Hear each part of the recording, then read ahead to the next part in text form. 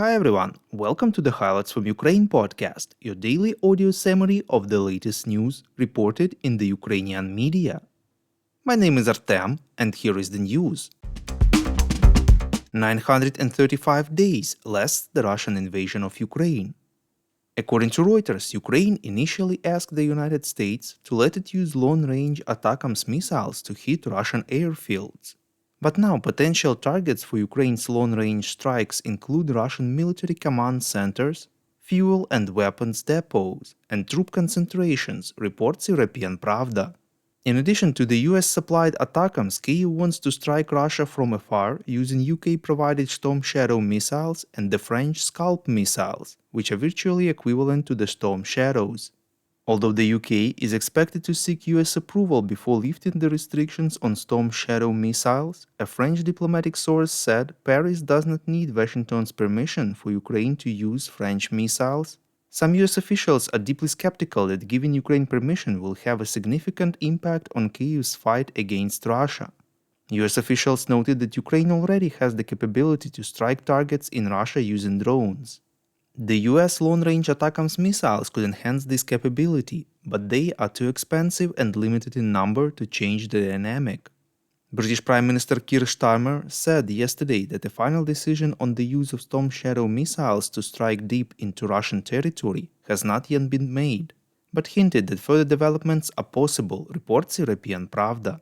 Starmer's statement came after his meeting with US President Joe Biden. He noted that there has been no final decision on whether to allow long-range strikes for Ukraine, but at the same time hinted that further developments could take place at a meeting of the UN General Assembly later this month. Meanwhile, German Chancellor Olaf Scholz said that he will not allow Ukraine to strike at Russia using German weapons, even if other countries give such permission. Ukraine managed to return 103 prisoners of war from Russian captivity on 14th of September, reports NV. President of Ukraine Volodymyr Zelensky informed that the group includes 82 privates and sergeants as well as 21 officers. Among them are the defenders of Kyiv, Donetsk, Mariupol and Azovstal steel plant in Mariupol, as well as those from Lugansk, Zaporizhia and Kharkiv oblasts. Warriors from the armed forces of Ukraine, the National Guard, border guards and police. The exchange was mediated by the United Arab Emirates, with both Moscow and Kyiv exchanging 103 military each. Ukraine handed over Russian soldiers who had been captured in Kursk Oblast. The Ukrainian Coordination Headquarters for the Treatment of Prisoners of War clarifies that this time 38 National Guardsmen were freed. The exchange included 28 Ukrainian servicemen, 2 from the Kraken Special Unit, 2 from the International Legion, 3 from the Special Operation Forces, and 1 from the Territorial Defense Forces. 8 border guards, 4 police officers, 21 naval personnel, 3 representatives of the State Special Transport Service, and 1 from the State Emergency Service of Ukraine. Most of them have sustained severe injuries or health issues and require urgent medical care. Ukraine has worked for a long time to organize the exchange of these citizens. On 13th of September, Ukraine brought back 49 more military and civilians from Russian captivity, including 23 women. We would really appreciate if you could recommend us to your friends and family, as well as share information on social media. This way more people would learn about the podcast and truth about Russia's invasion of Ukraine.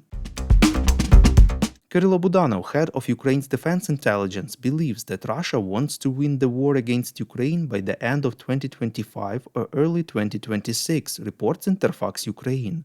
The reason is because it will face serious economic problems from summer 2025 onwards and will need to mobilize more troops. Quote, unless they come out of this war considering themselves the victors in the long term, within the next 30 years, the Russian Federation will lose the superpower status they aspire to, said Budanov. He also said that the issue of recruitment to the army is becoming increasingly acute in Russia. The intelligence chief added that the public mood in Russia has also been affected by Ukraine's efforts to move the fighting deep into Russian territory. Ukraine's armed forces have received 18 Bogdana self-propelled artillery systems, the production of which was funded by Denmark, reports RBK Ukraine. Denmark has become the first EU country to allocate funds for purchasing weapons and military equipment from Ukrainian manufacturers for Ukraine's armed forces. Danish Defense Minister Troels Lund Poulsen noted that producing weapons in Ukraine is significantly cheaper than manufacturing or purchasing them in the West, and maintaining their combat capability is also less costly. Given this advantage, Denmark is urging other European countries to fund weapons production in Ukraine. Bogdana is a Ukrainian-made 155mm self-propelled artillery system, officially introduced into service with the Ukrainian Armed Forces in 2023. Previously, Ukrainian authorities called on partner countries to order weapons from Ukrainian manufacturers since they are able to produce more than Ukraine has money to pay for. Thank you for listening to the Highlights from Ukraine podcast. We're a commercial initiative of just two people and we need your help to grow. Share information about the podcast, rate us in the app, subscribe to our Patreon. With your support, we are getting better. We call on you to demand from governments of your countries to impose the toughest sanctions possible on Russia and its citizens to stop their invasion of Ukraine.